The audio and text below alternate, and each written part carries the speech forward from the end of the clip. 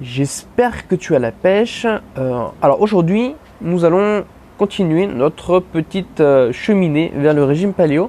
Et en fait, je vais t'expliquer 7 erreurs à éviter si jamais toi aussi tu veux tester ce type de régime et voilà, que tu veux voir un peu comment ton corps peut réagir à ça. Donc j'ai répertorié en fait 5 erreurs à éviter si tu veux suivre ce type de régime. Alors que ce soit, on va dire, juste pour quelques semaines ou que ce soit de façon définitive où tu vas en faire vraiment un mode de vie.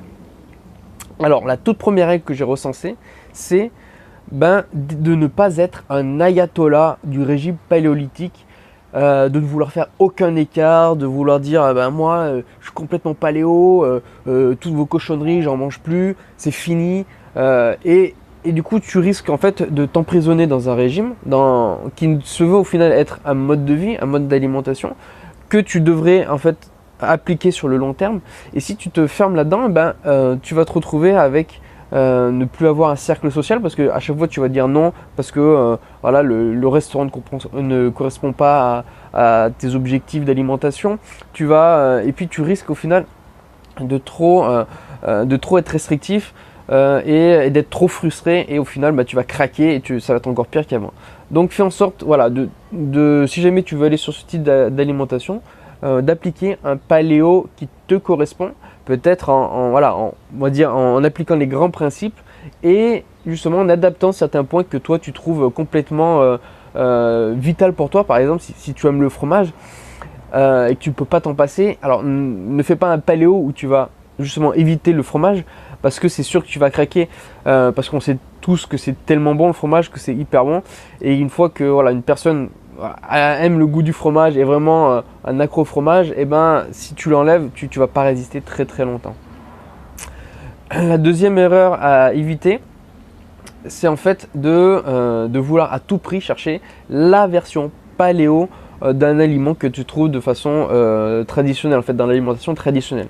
Par exemple, aller sur voilà, absolument faire une pizza paléo, faire des burgers paléo, faire je sais pas, un hachis parmentier paléo, donc plein de choses paléo par rapport à des recettes conventionnelles, parce qu'au final tu vas être un peu dégoûté, déçu par ce que tu vas manger, parce qu'au final ça va même pas correspondre à ce que tu as dans la tête, à l'idée que tu as de cet aliment là dans l'alimentation moderne conventionnelle.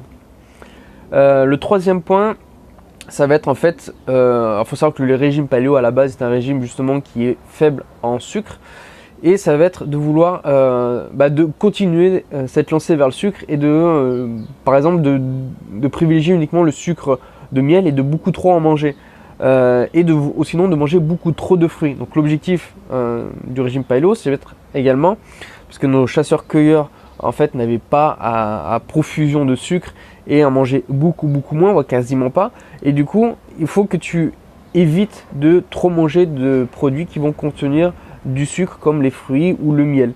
Ça c'est une erreur qui est très fréquente et qui au final va te garder un peu dans la lignée de l'alimentation moderne qui est très riche en sucre, et tu risques de craquer au bout d'un moment. Le quatrième point, c'est de garder chez toi de mauvais aliments, des aliments de l'alimentation moderne. Donc si tu gardes chez toi par exemple un pot de Nutella, quoi qu'il arrive, tu vas craquer à un moment donné ou à un autre. Ou sinon, si tu es en famille, que tu as des enfants, que tu as une femme, si eux n'adhèrent pas à ton mode d'alimentation, ça va être très dur pour le garder sur le long terme, et tu risques de craquer très très facilement et très rapidement. Donc fais le ménage dans tes placards, ça doit être même la première action si jamais tu veux suivre un nouveau mode d'alimentation. Fais ce ménage là et tu pourras justement réussir plus durablement ce type de régime d'alimentation. Après, le cinquième point, c'est de le voir comme un régime à un instant T qui va durer une semaine, quelques jours. Il faut vraiment que tu vois en fait le régime paléo comme un mode de vie, voilà, vraiment un mode de vie, un type d'alimentation que tu voudrais respecter, que tu voudrais suivre sur le long terme. Donc c'est vraiment la notion de long terme que tu dois viser. Donc pour ça, comme je te l'ai dit, fais un paléo qui te correspond. Fais un paléo où peut-être tu vas garder certains aliments. Par exemple, normalement, dans le régime paléo, les légumineuses sont interdites. Donc peut-être que tu peux te dire, bah voilà, moi ok, je veux être paléo, mais je veux quand même manger des légumineuses une fois par semaine. Et donc tu fais ton adaptation du régime paléo. Comme je dis, c'est très souvent en fait, il n'y a pas un type de régime paléo, il y a des types de régime paléo parce que il ne faut pas que tu restes figé à quelque chose qui soit trop radical pour toi parce que il est clair que tu ne vas pas résister et à un moment donné tu vas craquer et tu vas retourner sur une alimentation moderne.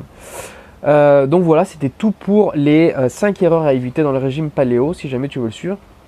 N'oublie pas que j'ai un accompagnement de 10 jours pour perdre du poids sans compter les calories.